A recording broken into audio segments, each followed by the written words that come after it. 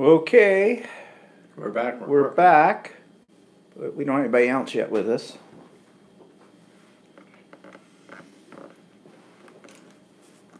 That isn't the best perspective. No, once second here. Oh, we got. No, that's probably me.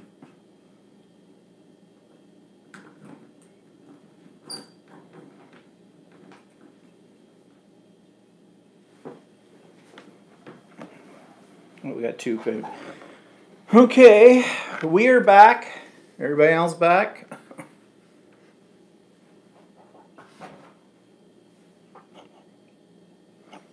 There's time to fill up. Oh, this is just mental. Oh, Pracy's back. Hi, Pracy.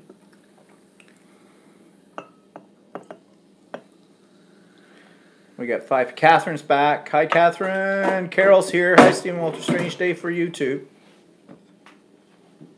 What do you mean, strange day for YouTube? It's our usual day. Mel's back. Anita's back. Okay, so we'll see what happens now, people. I'm sorry, it could be our provider. In fact, we've been having some other problems too, so I think after Christmas, I'm going to contact our provider and have them come out and look at stuff because I'm not happy with them. And our provider is Bell, which is a Canadian company. And we only have like two. Oh, Luch is here. Hi, Luch. You just missed the big freeze, Luch. This is part 2. Now, could be part 3, who knows, coming up. Okay, so you were out for lunch with the Mad Russian, you had that. Yeah. I never get invited out for lunch. All the people I used to work with, it's like, yeah, he's dead. So, nice bunch. Whatever. So, we do have plans for New Year's Eve this year. Now, the reason I bring that up is because we don't usually do anything on New Year's Eve in the last quite a few years. But our local gay club is having a New Year's Eve bash. Well, they have one every year, but we haven't darkened the doors of that place in, how many years? Well over 10. Well over 10. So. But there's a couple of people that have taken over running it.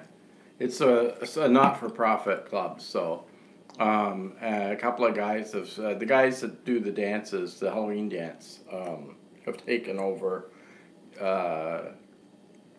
looking after the clubs. So yeah, we kind of think that it might have a different atmosphere. Might have a different atmosphere. So we're going.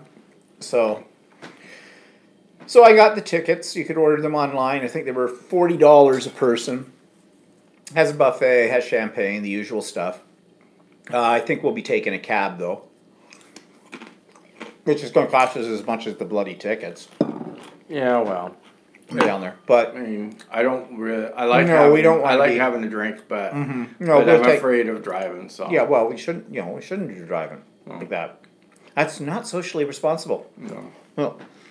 Well, so there's some questions here. Carol says, first it told me you were live, but you weren't there. Then you froze and now back. Yeah, no idea what's happening with it, and we'll just see what happens from here on in, and hopefully we don't have this happen again today. And Jody says, how many people are you expecting for Christmas dinner? How many of it? 9.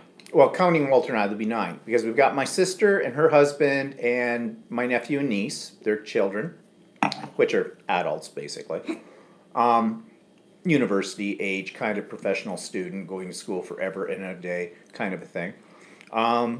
Walter's sister and her husband, our brother-in-law, Frank, and their daughter, Karen, and then Walter and I. We could have had up to 12 because if his sister's her son, he and his wife came with their 2 little girls, there would have been. But they have a really messed up Christmas day because his wife, her parents have been divorced. And so they have to spend some time with both of them and go back and forth. And I don't know where's her father and her mother live? Her father lives in Hamilton. Oh. And her mother lives out by Waterloo somewhere. So they got a lot of traveling to do that day. But we went over the other night because, I showed you those socks that I made for our great nieces, their kids. And so we decided, because they weren't going to be there Christmas Eve. We usually go over to his sister's place on Christmas Eve for a little while. But they weren't. Yeah, because my sister, well, my parents started many years ago. We started opening our gifts on Christmas Eve because at that point in time, my two sisters were married, and they were always going off to their significant others' places for Christmas Day. So my parents started having Christmas Eve instead. So instead of Christmas Day. So we always opened our gifts Christmas Eve because I was that much younger. But anyway, that was fine. And so my sister always carried that over. And Christmas, they opened the gifts on Christmas Eve. Probably because they didn't want to get up early on Christmas Day. Yeah, his family are not morning people. And they're not even afternoon people. They're kind of like vampires, but only come out at night. But so do their teeth. Oh, but I laugh at my own jokes because no one else does. Okay, so anyways, we've got these tickets. I'm kind of looking forward to it. Having a clue what we're going to wear. Probably my standard one. I did get some new black jeans. What do I have in my closet for pants? Black jeans, black jeans, black jeans, black jeans, blue jeans. Oh, they don't fit anymore. Black jeans, black jeans, black jeans. It's like, that's all my wardrobe is anymore. So, anyways, yeah, so that'll be fun. And Anita says they're going out to dinner on New Year's Eve with another couple. That'll be nice. And yeah, New Year's Eve, bah humbug, whatever. But this will be nice to get out anyways. Yeah, because we've been kind of stuck. Like, we haven't been able to go anywhere until Mom got into the nursing home. So, whatever. So, we did have something special this week that happened. I think we mentioned it last week, but on Friday, December the 21st, was our 35th anniversary. We've been together for 35 years. So, we celebrated at home with champagne and escargot and lobster tails. And then we went out in the hot tub and drank more wine. And then Walter got a headache and slept until 1 o'clock in the morning Saturday. I was up. I was fine. So, yep. Yeah, you know what they say. The first 50 years are the hardest. But whatever. But I thought today, for something different, we would open it up to a Q&A. Talk about relationships and whatnot. So, you can ask us anything you want to ask us. We'll decide whether we will answer it or not. But if you want to ask us anything about like 35 years of marital bliss, well, we've only been married 13 years, but legally. But whatever. So, don't be shy. You can ask us a few things. So, how did you meet? I wondered how you'd get that. We met the old-fashioned way. Yes. We met in 1983, before there was internet. And it was just the old-fashioned way, you know, personal column in the Toronto Star, a newspaper from Toronto at the time. Yep. He answered my personal ad in a newspaper. He wasn't the first one, though. There had been about 40 others before that. I was the last one, though. You were the absolute last one. The very last day. Okay, set the scene for you. Picture it. 1983. I had just come out. I had broken off my semi-engagement. I call it a semi-engagement because I couldn't afford a ring. To this girl I was dating at the time. And I didn't know how to meet people, like guys. Neither did I. So I did hang out at a few bars downtown Toronto a few times, but that wasn't leading anywhere. So a friend of mine told me, put in an ad. He said, you control everything. I said, yeah, but I lived in an apartment, a small apartment building at the time, about 2 blocks away from the high school I was teaching in. And you have to remember, this is 1983. If anybody in the teaching profession had known I was gay, I would have lost my job in 1983. No ifs, buts, or ands about it. That wouldn't happen today, not here in our country, but, you know, that was a bad thing at the time. And my apartment building was a triplex, basically. You know, it only had 3 floors, 3 apartments in it. And all of our mail came through a common chute in the front door. And I said, well, I can't do that. I don't want anybody knowing, you know, what I'm doing. He says, no, it comes in a brown paper envelope. It's very discreet. They send out to you every day any letters that come to their mailbox at the newspaper. So I thought, yeah, this is for losers. But I'll try it. So I did. And I got 40 letters. I think the mailbox, I think I had it for, I don't know, maybe it might have been a month. I'm not sure, or 2 weeks, something like that. And I got 40 letters.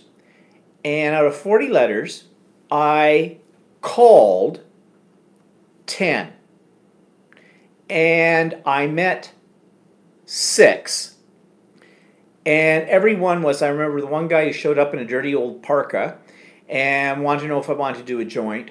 And I didn't do drugs in those days because, well, they didn't have edibles then, that I knew of, or anything like that. Plus, he was unemployed. Plus, I was 26, he was 35, and he was a loser. And then there was a couple of other weirdos in there too. So I'd pretty much given up. And I went on the last day that I could possibly get any correspondence to my ad. There was one letter showed up. Guess whose? His. I read it. You remember, I was an English teacher, right? So language is important to me. Writing style is important to me because I analyze everything to the nth degree because that's what I'm trained to do as a, you know, with a degree in English and the whole bit. I wasn't impressed, but he was local. A lot of these guys were from Toronto and something like that, and, you know, yeah, I wasn't interested in meeting people in Toronto particularly. And so I thought, well, what the heck, he's local, doesn't sound that exciting, whatever. Now, you have to remember, I was 26 years old, newly out. I had this vision that I was going to find a knight in shining armor, you know, built like a brick shithouse kind of a thing, and whoa, it was going to be hot. That was my imagination anyways. So I called him. Yeah, I was still not that impressed after I got off the phone. I got a lot of one-word answers. And you know, some things never change. After 35 years, I still get a lot of one-word answers. What do you want for dinner? I don't know. What do you want? I don't know. What do you feel like? I don't know. Are you hungry? I don't know. Do you want to die? I don't know. So, yeah, some things never change. So I talked to him on the phone. I thought, well, okay, he sounds like an accountant. I didn't know what he did, but he sounded like an accountant. Sorry if anybody out there is an accountant, but, you know, let's face it. Accountants aren't the most exciting people on the face of the earth. So we made arrangements for him to come over at some point, and we'd meet up. Now, so he comes over. This was a few days later or whatever, a week later. I forget what it was. A week later. Was it a week later? Okay, he remembers better than I do. So he comes over. It's a school night for me. And, you know, I've already said that Walter's a Nighthawk. I didn't know that at the time. And I had to be up in the morning because I was usually at school by 6:30 in the morning. And so we sat and we talked. We had some wine. And I thought to myself, you know, the night's getting a little late here. I need to go to bed. And anyways, moved him on his merry little way. But I thought, well, it'd be okay to go, someone to go to the show with because I didn't have any friends at the time. I mean, anybody that I never had a lot of friends, actually. That's kind of sad sounding. But I never hung out in big groups of people. I was a nerd in high school. I was a nerd in university. I was just a nerd, period, and didn't hang out with a lot of people. And so at that point in my life, I just figured, well, it might be somebody nice to go out and have dinner with, socialize with, go to a show with every now and then. But nothing more than that. And so, anyways, he trundled off home that night. But we did make arrangements to meet again, and we did several times. And yeah, it worked out all right, but then come that next summer, the summer of '84, I'd always wanted to drive out west. I'd never been out west, like drive all the way from Ontario to Vancouver and back, and he did too. So we did. Yeah, actually, I was supposed to go with another guy a couple of years before, the guy that I was sharing an apartment with. Straight guy, actually. And he ended up getting a really good job, so he couldn't go. And so I didn't end up going. Then he said he wanted to go, and I thought, I wouldn't mind going. In fact, I was more excited about going because. Yeah, and we had a really good time. Actually, we did go. Actually, it was funny because my car, I had an old Ford Mustang, and I had engine troubles with it, so it was leaking oil. We took his car, and mine was a 6-month-old. Well, no, it was a little older than that. Several years at that point in time. Yeah. But I had an Omega, if you remember Omegas. Oldsmobile Omega, and my Ford Mustang was sitting in the driveway leaking oil. Yeah. As we left. And so I had taken 4 weeks off, which is unusual because at the time I could usually only get about 3 weeks off. So I was saved up holidays and took 4 weeks off. We actually did the holiday in 3 weeks. Yeah, we did. But we drove all the way there, all the way back. It was almost exactly 10,000 kilometers. Yep. Return. And I still think to this day that might have been one of our best vacations ever. And we were on such a budget. Mm-hmm. We were staying in flea-ridden hotel rooms. We want to see every capital city as we went out. And we wanted to stay as close to downtown as we could get. And that was 1984. So we stayed in some flea bag places like $22 a night was a lot of money in 1984 for a hotel room. Now we look at it and go, shit, if we got a hotel room for $220 Actually, a night, I remember the bargain. best hotel we stayed in was an Regina? older hotel. No, that was in Saskatoon. Older hotel that was completely renovated inside, supposedly. But it was kind of stupid because they renovated the whole hotel except for the fact that they didn't put showers in their bathtubs. Remember that?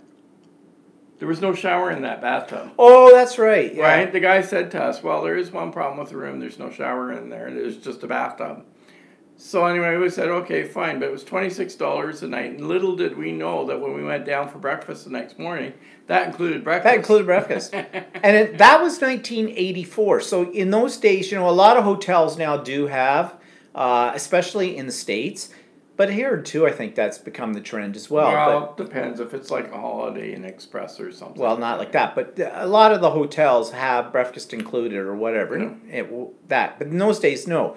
And we were definitely on a tight budget for everything. So, yeah, it was a good trip, though. I mean, I don't think I would do it again, the drive. Because that's one hell of a drive. Yeah, that is one bad. That is one. Like, it takes you 3 days to get out of this province.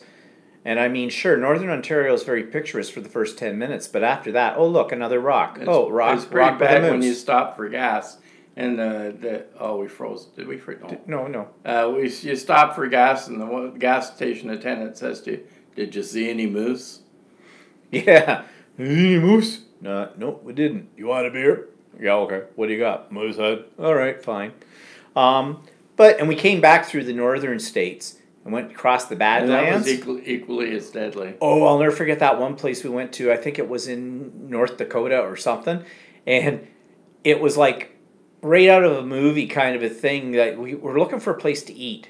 And we stayed in a flea bag place. And there's only one place open. And it was like a bar kind of thing. And we heard all this loud laughter and we thought, in those days we were afraid of our own shadows. And we went, better not go there. But there was no other place in town to get anything to eat. So it turned out it was an okay place. Yeah, it was an okay place, and it was fine. And that was the first place we had Moosehead beer. And that was Canadian.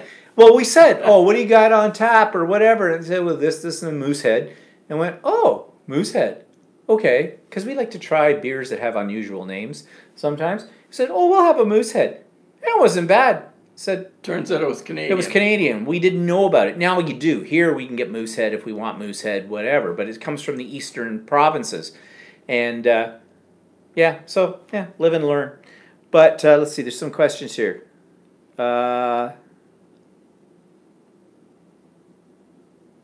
What Precy says, what is Walter's star sign? He's an Aquarius. And you know what January they're 27th. and you know what they're like. They're very creative, but they're also very stuck on themselves about stuff. Someone said you might have been a Virgo. Virgos are definitely stuck on themselves. But I'm a Cancerian, and isn't Aquarius and a Cancerian are both water signs, right? Are they? Yes, I think so. Well, I know Cancer's a water sign. They're supposed to be incompatible. So. Well, that could happen. I think in the Chinese thing that we're both roosters. We're just a couple of... You fill in the blank. Oh, Anita says, so what happened to your almost female fiance? Okay, you want to hear this story? She found another Stephen. Yeah, she actually did. But before we skip... she was a teacher, a math teacher. I met her at a Halloween party at another gay guy's place, but at the time I didn't know he was gay. He didn't know I was gay because none of us were gay. We were just men in comfortable shoes. I don't know, or whatever.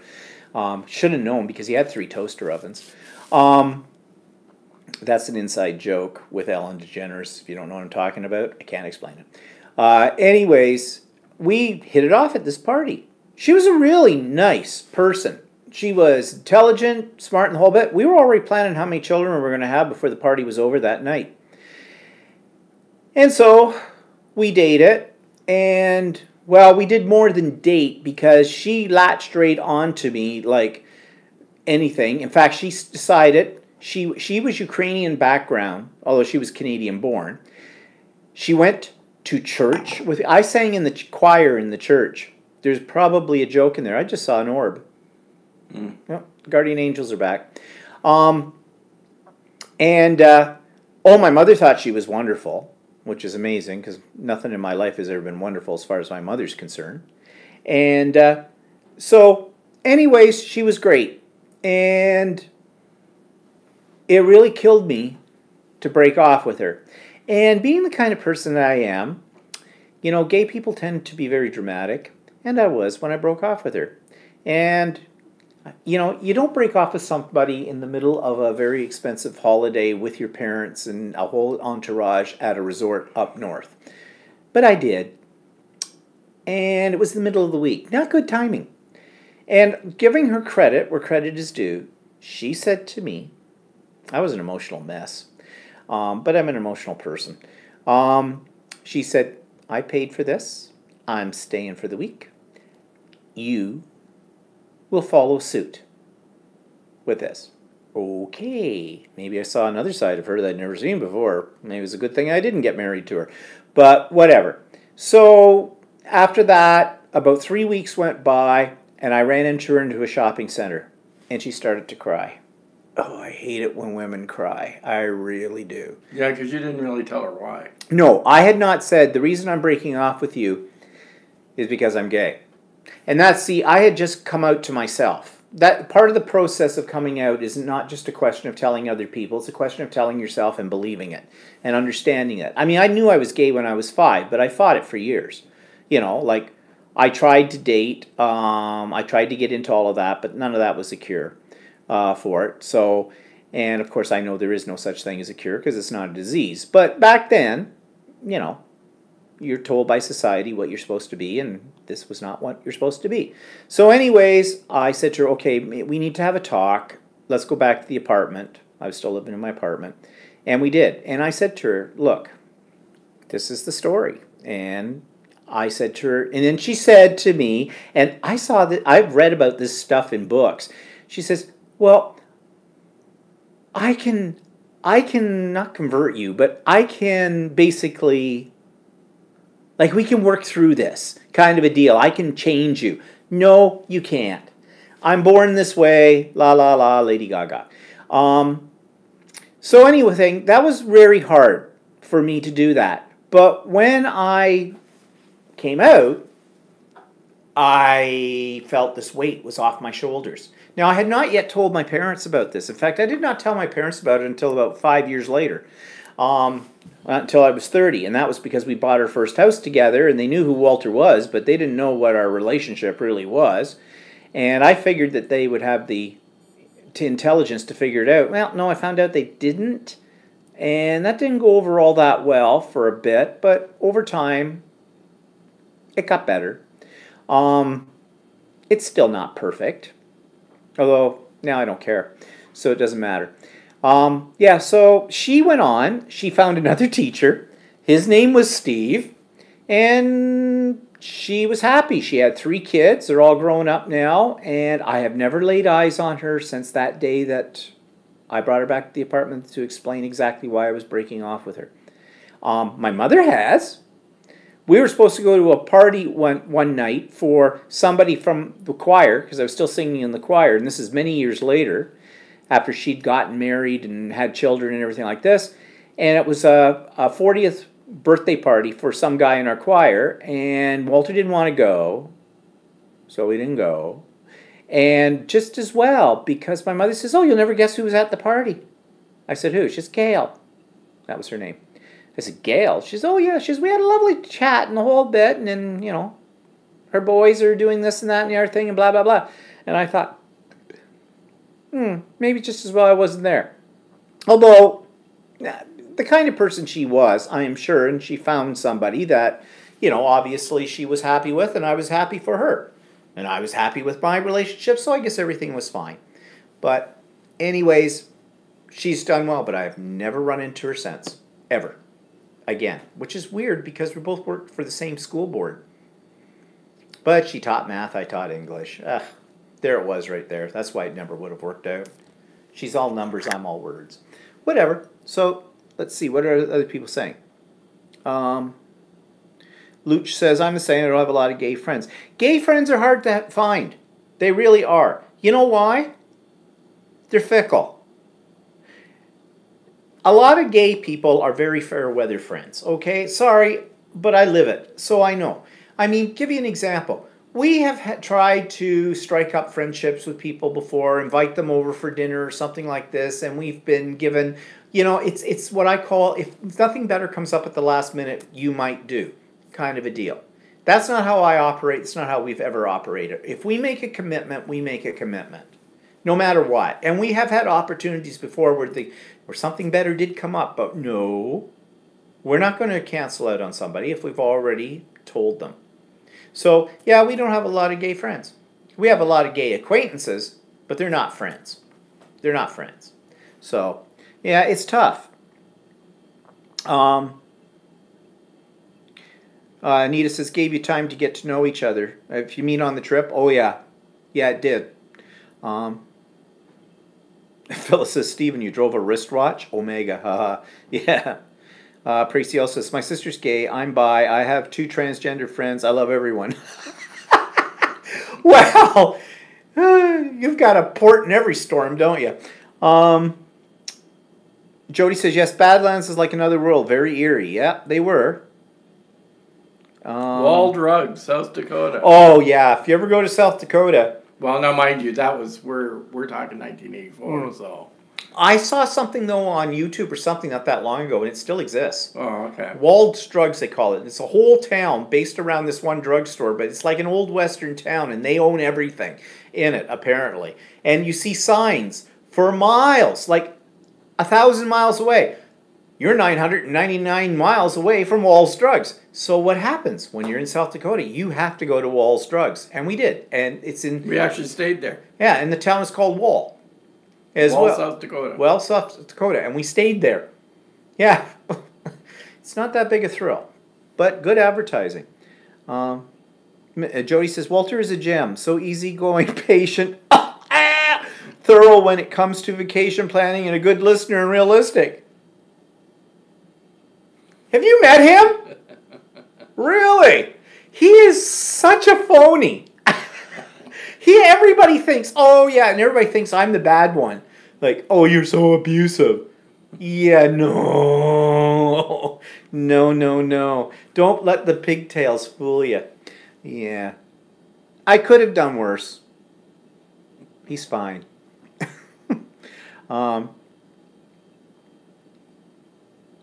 and then Tracy says, haha, my sister told me Elton John was gay when I was 7. I wrote him a letter telling him I'd give him and his boyfriend babies. Tracy, you sound like a lot of fun, actually. Oh, Nairee's here. Hi, Nairee. And Anita says, oh no, Stephen, horrible timing on breaking up. All things work out. Yeah, it did.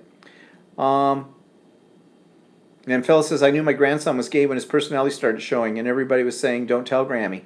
Yes, my mother says, don't tell you. When I came out at 30, classic textbook issue. Of course, Walter has a more textbook issue when he came out to his mother. What was on TV that night? Ellen DeGeneres. Yes, coming out at the same time. So Walter and Ellen came out at the same time. Well, to my mother. Mm-hmm. And my mother turned around, do you think I was stupid or what? And then meanwhile, but then after that, she gave me a hard time, so. Yeah. My mother, she started to cry. I was so young when I had you. I didn't know what we were doing. My father says, it's a phase. I looked at them both and said, Mom, you didn't do anything wrong. I was born this way. It's just it is. It's an extra X chromosome or something like this, whatever. And I said to Dad, at 30, you don't go through those kind of phases. And I'm too young for a midlife crisis. So, whatever. It took them a while. It took them about 10 years, actually. But they never, ever were, like, blatantly in your face, you're going to die and rot in hell kind of a thing or anything like that. But it took about 10 years for them to finally get used to the fact. My mother now is getting to the point where she can actually say the H word about Walter to other people. Husband, yeah.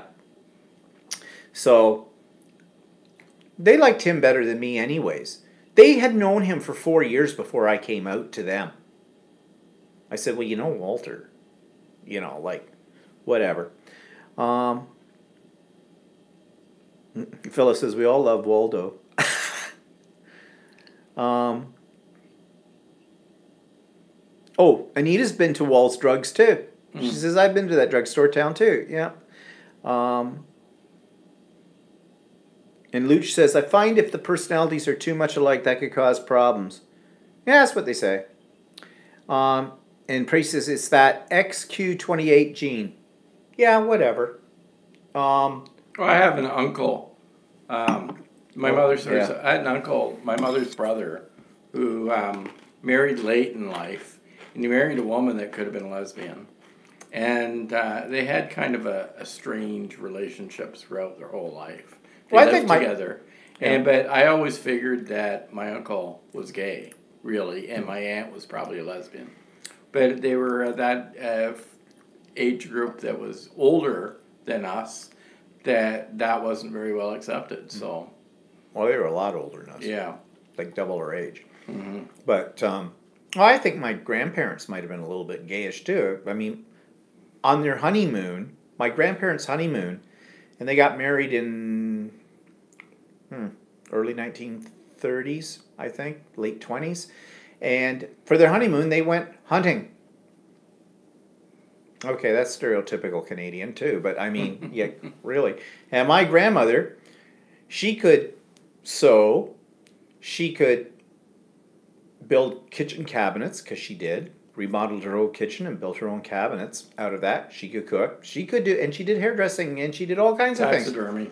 Oh yeah, they used to stuff dead things. Oh, I hate that. Whatever.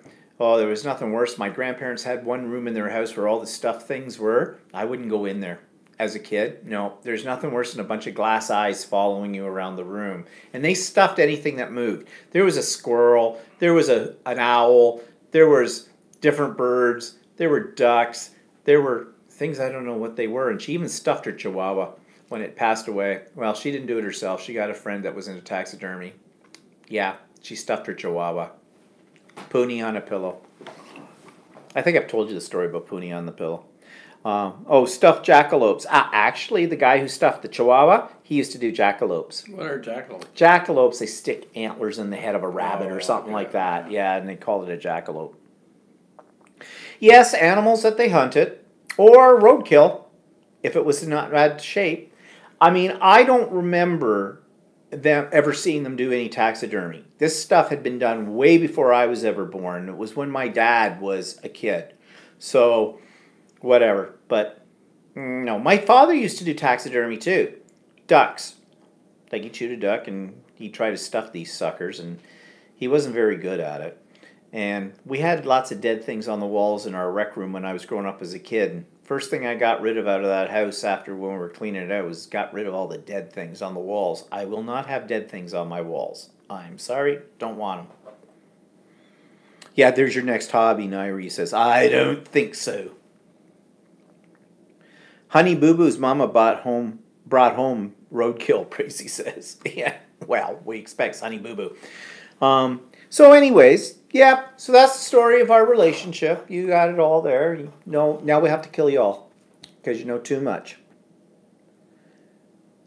And Tracy says, we had a big picture of Mother Teresa that we swore followed us with her eyes. I think Mother Teresa was a dyke too. I'm really not sure, but, you know, what was she carrying under that robe? It looked like the outline of a toaster oven to me. So, she wanted to feed the hungry. Let them all have Pop-Tarts. Whatever. Somebody wrote a big thing there. Oh, Anita says, I think when you are together for a long relationship, you sort of grow up together and accept each other as you are. Well, I've been with him longer than I've been with my family. I mean, when you think about it, really. I mean, I left home at 19 to go to university, and I spent more time at university than I did at home. And then as soon as I graduated from university and from teacher's college, I got an apartment because I couldn't get out too soon out of it. Because when you've been in university and like you go to university like for what, 8 months of the year or something like that, I mean, summers were deadly. I had to come back home. And it wasn't that I had a bad relationship with my parents or anything like that. It's just that I was used to, you know, my rules, not their rules, and the kind of stuff. And, yeah. Plus, I had a summer job that I hated. But, whatever. Yeah, you know, in gay relationships, yeah, 35 years is kind of incredible. It really is when you think about it. So we know other long-term. Well, we've known some lots, yeah. Other male relationships have been long. Women relationships don't seem to last as long. No, the lesbians, they're in, they're out. But whatever, but I don't know. Phyllis says, took me 32 years before I got out of my marriage. Best move ever. My kids said, why did you wait so long? Yeah. Thanks, Nairi. But that's what happens, isn't it? That's how our society used to be. And I say used to be because I'm hoping that our society's gone the other way. That women feel trapped in a relationship sometimes, you know, especially our generation and before our generation. You know, because they were told what you had to be was a good wife. You have to have children. You have to look after your husband. My mother fell into that. She didn't work. She raised her children at home. My father worked. My mother's world revolved around my father. Although my father was a very understanding and caring man. Like, he was not demanding. My mother could do whatever she wanted to do, and he gave her his full support. He wasn't chauvinistic, given the fact that he was raised in an age where he probably should have been. But, you know, that's too bad. I mean, this is why I don't have a problem with women keeping their maiden names. Although when they start to change the kid's name when it's born now, I do have a problem with that. I don't get it. Like, I think I told you a few weeks ago, there's this couple we know from the art gallery, and they just had their first baby. And the baby's last name is because she kept her maiden name when she got married to him. But they combined their both last names, not in a hyphenated way. They took the first 3 letters of her last name and the last 4 letters of his name and made a new surname for their kid. This is going to screw genealogists 100 years up royally from when they tried looking back on the family tree to figure out, like, I don't know. I'm an old fart. I don't get this newfangled way of naming babies. But whatever. Tracy says lesbian bed death. I'm not sure what that is, but it's funny. 100% right, Stephen. I was good housewife of the 50s. Tracy says, yeah. But that was the way things were then. Okay, well, I guess we've progressed beyond that now, so that's a good thing. So, anyways, any other questions about relationships or anything you want to know in our 35 years? What did we do on our anniversary? That was fun? Nothing. Priest says, baby's last name idea was screwy, but wait till it applies for a passport. Yeah, probably. It'll have a lot of problems there. So, what's newsworthy? Let's move on then. You can still ask questions about relationships or stuff like that, but we'll move on. So, got to put out a big thank you to the Americans. And when I say Americans, I mean Trump. Thank you for sticking us in the middle of a controversy with China. Like, really. I think you covered that last week. Did I cover it last week? Yeah. Well, we're still... Now China's threatening us with all kinds of other things. Really? Not our problem. But apparently it is. And Mel says, that's why I never want to get married or had kids. Hate when someone is trying to tell me women need to do and be and all that shit. Yeah. I'm glad I'm not a woman. Simple as that. Okay, so what's eating Walter? I did have something earlier. Oh. Well, I didn't know if you had anything. I put in here prescription fees. So we went to the doctor this week, and Walter is still recovering from his second dose of the shingles vaccine, which his arm was sore. Actually, it's not as bad this time as it was last time. Oh, okay. And yes, I am now on a new medication. She's put me on blood pressure pills. Well, I knew she was going to do that because she had me monitor for the last 3 months since I saw her last what my blood pressure is. And most days it says I should be dead. You know, you got one of those meter things and it comes up and gives you the numbers. Mine doesn't. It just has the words go, you're still living? What's wrong with this? So anyways, of course she told me the standard thing. Well, make sure you get some physical activity. Are you drinking coffee? Well, ironically, no, I'm not. I stopped drinking coffee 3 weeks ago. And then it's just, oh, and what's your salt intake? Well, I seldom put salt, any extra salt on anything that I'm eating, with the exception of French fries, because, you have to have salt on French fries. And watch, pre-prepared meals and stuff, because there are a lot of sodium in those. Cheese has a lot of sodium. And cheese has sodium in it, and cold cuts have sodium in it, and everything has this. And she's as skinny as a rake. You should see her. She's anemic. Yeah, she just I suggest a toothpick and a glass of water, kind of a thing, and you might want to hold the toothpick. So, anyways, I'm on this blood pressure pill with a list of side effects this long. Could cause you to get dizzy, could cause you to urinate, could cause you to keep you awake, could have two-headed dog syndrome, could make you want to fly around the room, could make you want to run out and have suicidal thoughts. I don't know. So far it hasn't had any effect on me, but today was the first day, so I had my pill. And they're teeny, itsy, bitsy little things. He's got blood pressure pills, and his are about this big. It takes 3 people to bring it into the room and shove it down his throat. So it's a different stuff. I don't know why she prescribed one thing for you and different things. Well, she gave me reassuring advice on that. She says, this will also help to prevent stroke. Well, I should be on those. Why? She never makes me feel really good when I go in. It's like, okay, something's going on. When she says now, okay, so she's looking at the results from when I had the thing about the heart murmur. She says, well, yeah, you might have a slightly leaky valve, but nothing you have to be worried about. Like, we don't need to do heart surgery or anything. Thank you. That's reassuring me really nicely now. So before a heart murmur, big comment. Now a leaky valve. I don't know. Jody says, Phyllis, that's a good one. Yep, his wheels are falling off. This week he sure went off the edge of the road with grabbing money away from the federal employees, meaning Trump, right from Christmas. Oh, Phyllis says, don't take it if you're planning on getting pregnant. Yes, it mentioned that, and I'm not because I've gone through the change. Yeah, I'm past my childbearing years. Good to know, because labor would kill me. Yeah, Trump's just doing his thing, and he's making all my stocks drop too. So, anyways, what he's talking about is prescription fees. Now, I know for Americans, this is kind of, you're used to this kind of thing. Here in Canada, it's really weird.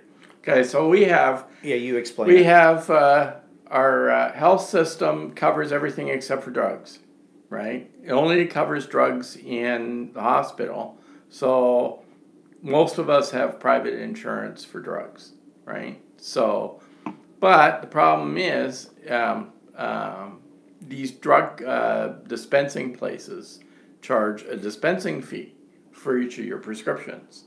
And in the place we're going to, which seems to be average anyway, it's what, $11.99? What, $11.99 for what? For a dispensing fee. Yeah, it was $11.99. Yeah, so each drug that you get, they charge you for each order of drugs that you get. They charge you an additional $11.99 for a dispensing fee. Now, mind you, the insurance company we have covers some of that, but covers all of it up to $3. I think we end up paying $3. Well, then why did I pay $11.99? Because, no, you paid $11.99 because our insurance company only covers 90% of the drugs. So you have to pay 10%. Oh, yeah, okay. Plus But what you're $3. talking about, the prescription, plus $3. $3 for each prescription. Okay, it gets confusing. We have to pay $3 for each prescription. Yeah. Right? But then we have to pay 10% of the cost of the prescription. Okay, but that's still not making sense with what I got. Okay, my Crestor. Never mind. We'll have to. I don't know. This is like, I don't know. Whatever. Okay. I mean, it's still not as bad as it could be, like what Americans have to go through. But nevertheless, it's just a gouge. It's a gouge out of it, and it's done by the drug companies. The whole bit. So, anyways. No, it's done by the companies that are dispensing drugs. Or dispensing them, yeah. Well, that's what I meant, the drugstore. Whatever. But, so, anyways, that's just pissing me off. They have to pay that, but there's no choice with it. So, now I really know I'm in my 60s now because my prescriptions are going up. I mean, I've been on Crestor for years because that's for my cholesterol thing. And now I'm on blood pressure pills. What's it going to be next? Although, on the other hand, she did say that my urinology was very good, my liver is functioning properly, my cholesterol is good on the medication with that. I do have maybe a leaky valve. Stay tuned for that one. If I wake up in the morning going blood, then I know that, okay, the valve is really leaking bad now. I don't like to be on drugs, unless they're fun ones, but... whatever. Tracy mentioned that her blood pressure and sugar have gone down on medical marijuana. Oh, good. Yeah. So eat those gummies. Nairi says, or Tracy says, first of all, have to pay 100% out of pocket for marijuana. Oh. Well, we do too, if you want. Well, not if we're on medical, if you get medical. No, what? You don't get it or nothing, though, do you? No, I don't know. It depends on if your drug company covers it. Well, I don't know, because we've never been on medical marijuana. No. Nairi says, prices here differ from chemist to chemist, sometimes double the price. We need to shop around to get a prescription filled. Yeah, I know it does vary from places to places here, but I think the only other place we can go that's cheaper is Walmart, but they're not that much cheaper. Yeah, well, I don't want Walmart drugs with that. Phyllis says our Medicare covers a lot of drugs. Well, that's good. So anyways, yeah. So, well, like if we're over 65, then everything gets covered, and then the dispensing fee is only $2. Oh, okay. Well, great. Something to look forward to for turning 65. Yeah, another foot closer to the grave. Yeah. Okay, so what are we watching? Well, I'm catching up using the Android box on my superhero programs like Supergirl, Arrow, and The Flash. None of those of which he watches. Um, we went and saw Mortal Engines at the show the other night. Now, if you remember back, quite a few months ago, I mentioned I was reading this series of books. It's about, it's 1,000 years into the future. All the great cities and towns in the world have been put on basically on wheels, and they travel around, and the bigger cities prey upon the smaller cities and that. And I wondered how they do the movie with this, because that would be a lot of special effects to, because London is the principal city in the book, and they have it all on wheels, the whole city of London kind of a deal. But actually, the special effects were pretty good in it, and I thought it was actually a pretty good movie. I thought it was pretty good. Yeah. It's too bad that it didn't have really a lot of people going to it like it wasn't, but I thought it was a pretty good movie overall. Special effects were quite good. Yeah. So, what's this? Priest says, Nairi, please tell S&W to try musk sticks. What are musk sticks? I mean, I know what musk is, but I don't know what those are. Nairi says, oh, yummy, yes. Stephen, you must try them. Is this something we can get in Australia? I've never heard of musk sticks before. Mel says, have you seen Lucifer on Netflix? It's great for watching season 2.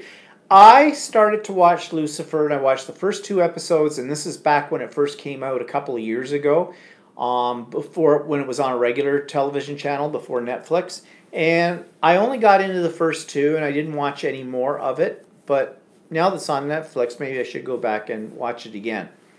And Tracy says it's a candy only in Australia. And Nairi says they are a lolly. Yes, you can buy them in Australia. Oh, okay. We'll look for those. There was something else we were going to look. Oh, no, it's the Tim Tams. Yeah, we can get them here. Yeah, we can get them here. And actually, they're quite good. We like them. But they're kind of expensive for the number you get in the package. Like, what was it, $3 and you get like 2? I don't know. No, you get about 8 or 9. But whatever. We watched a weird movie, 2 movies last night. One called Bird Box with Sandra Bullock in it. And actually, it was kind of good. It's kind of a scary thing. I don't know what you would call it, a thriller or whatever, but you never see it, but some kind of entity is coming on Earth, and if you look at it, it'll make you commit suicide. And so she's wearing blindfolds, and she has 2 little kids, and they have to get to this place that's sort of a sanctuary, and they have to go down a river, and they have to be blindfolded, and all this stuff. Then there's a backstory in the whole bit. It's actually okay. It's on Netflix, too. And then we saw a Tom Hanks movie, and I can't remember the name of it. He's in Saudi Arabia, doing something with a corporation. Yeah, no, I can't remember it now. Falls in love with a Saudi doctor who's looking after him. He's got this big lump on his back that's cancerous kind of thing, and they remove it or something. I can't remember what that was called. I like Tom Hanks. The movie was okay. It's nothing to get your knickers all in a knot about, but, it was all right.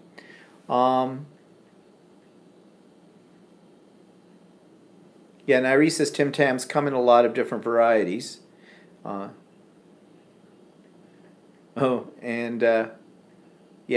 Bears. Hologram for a King. Oh, yeah, Hologram for a King. That was on Netflix, too. It's not bad.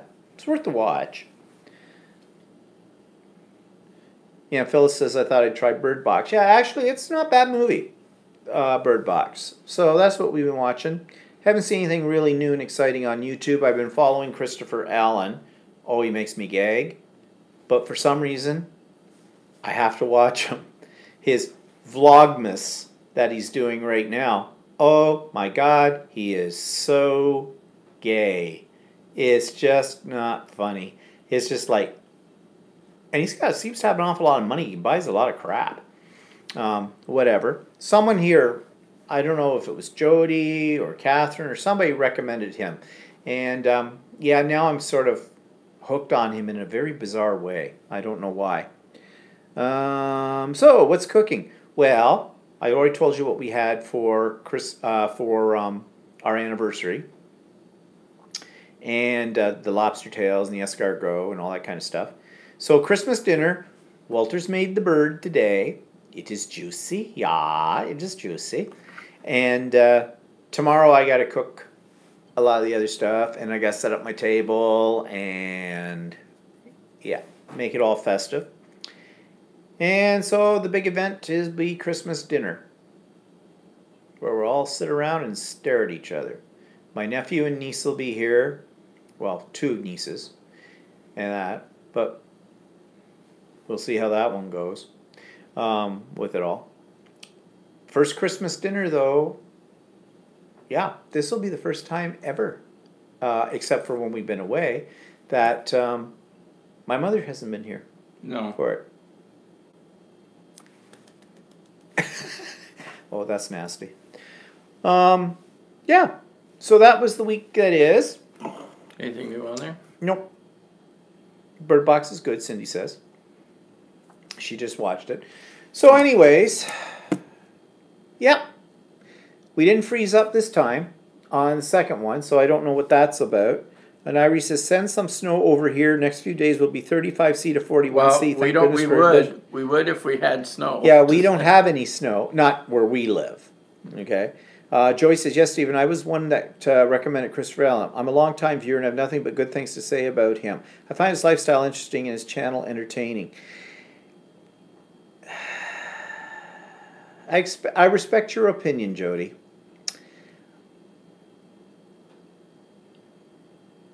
It's kind of annoying. I find him annoying, but I still like watching his videos. I mean, I can't believe how he decorates.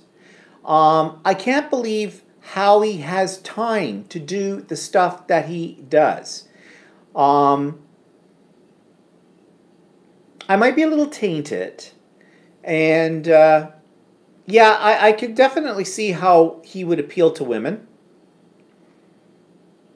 And I don't mean that in a derogatory way or anything like that, but I can see, because he's got, like, you know, little tips for decorating and all the other stuff.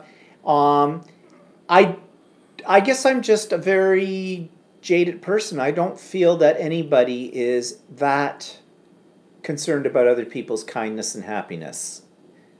I find him phony. I don't know. I just find it phony. But I still watch him. So he's got something that attracts me. And I don't know what it is. Certainly not his looks. But whatever. Well, he's a ginger.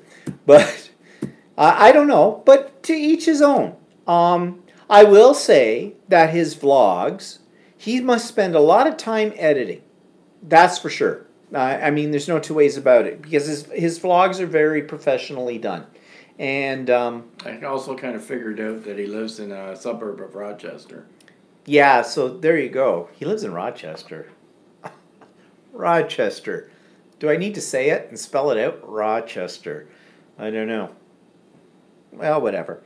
Yeah, Jody says, Steve, give him a chance. I'm giving him a chance. I am. I'm not saying anything too derogatory about him.